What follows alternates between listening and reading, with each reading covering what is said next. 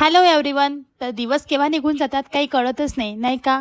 आताच तर आपल्याला बाळ झालं आहे असं वाटतं आणि बापरे 6 महिने झाले पण 7 महिने झाले पण असंच वाटायला लागतं. पण आता माझं बाळ बघा किती मोठं झालं आहे.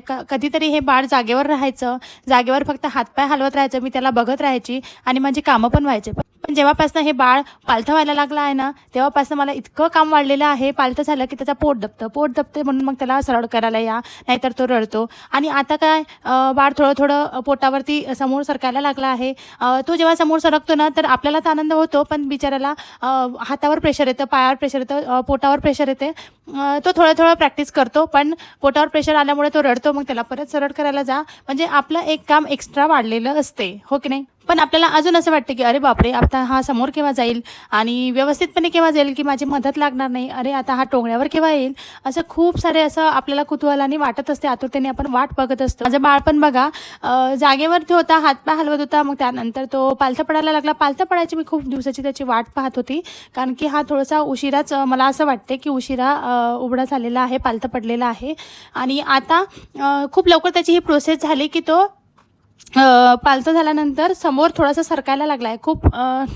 खूप नाही सरकत, पण थोडाफार समोर सरकायला लागला आहे. 6व्या महिन्यानंतरच तो थोडासा हातपाय हलवतो आणि थोडा समोर जाण्याचा प्रयत्न करतो. मान तर अतिशय टाईट आहे त्याची, मानेबद्दल काहीच प्रॉब्लेम नाही आहे.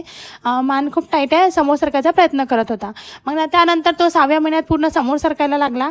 बऱ्याचशा समोरपर्यंत जात होता, म्हणजे या रूममधून त्या रूममध्ये तो पोटावरती सरकत जायचा. आणि आता तो टोंगळ्यावर यायचा प्रयत्न करतोय.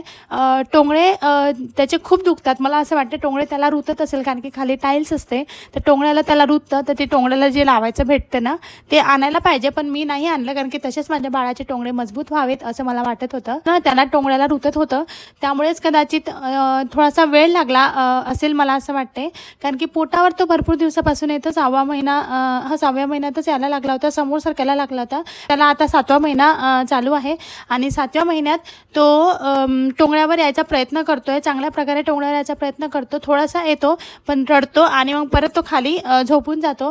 परत थोडासा येतो टोंगळ्यावरती, थोडंसं एक पाय समोर करायचा प्रयत्न करतो, एक हात समोर करायचा प्रयत्न करतो आणि परत थांबून जातो. तर त्याला कदाचित रुतत असेल, टोचत असेल असं मला वाटतंय. म्हणून मी काय केलं की त्याला गादीवरची प्रॅक्टिस दिली. गादीवर मी त्याला समोर यायसाठी मी काही पण ऑब्जेक्ट ठेवून द्यायची समोर, आणि त्याला समोर यायसाठी मी असं काय म्हणतो त्याला खेळवता मी त्याला समोर ये असं म्हणत होते. आणि मग तो कोणताही ऑब्जेक्ट बघून समोर यायचा प्रयत्न करायचा. तर मग तो खरंच गादीवरती ना त्याला टोंगळ्याला रुतत नव्हतं, टोचत नव्हतं, म्हणून मग तो आधी गादीवरच आला. तुम्ही बघू शकता व्हिडिओमध्ये गादीवरच तो समोर आला. 7व्या महिन्यात तो पूर्णपणे आलेला आहे टोंगळ्यावरती. आता टोंगळ्यावर पूर्ण घर फिरतो. 8 महिने त्याला कंप्लीट व्हायचेच आहे. पूर्ण घर फिरतो, त्या रूममध्ये जातो आणि सगळ्यांना परेशान करतो की मला घ्या सगळ्यांजवळ जाऊ, म्हणजे त्याला ज्याच्याजवळ जायचं आहे त्याच्याजवळती तो जाऊ शकतो. तो आता डिपेंड राहिलेला नाही आहे आईवरती की तू मला येशील आणि मला घेशील, असं नाही आहे. आता तो स्वतःहून आईजवळ, पप्पांजवळ, दीदीजवळ, कोणाहीजवळ जाऊ शकतो. त्याला जी वस्तू पाहिजे त्या वस्तूपर्यंत तो जाऊ शकतो. तर फायनली तो टोंगळ्यावर मस्त आलेला आहे. तर अशी माझ्या बाळाची डेव्हलपमेंट झालेली आहे, हातपाय हलवापासून तर टोंगळ्यापर्यंत. तर कसा वाटला तुम्हाला हा व्हिडिओ? आवडला असेल तर please like, share and subscribe.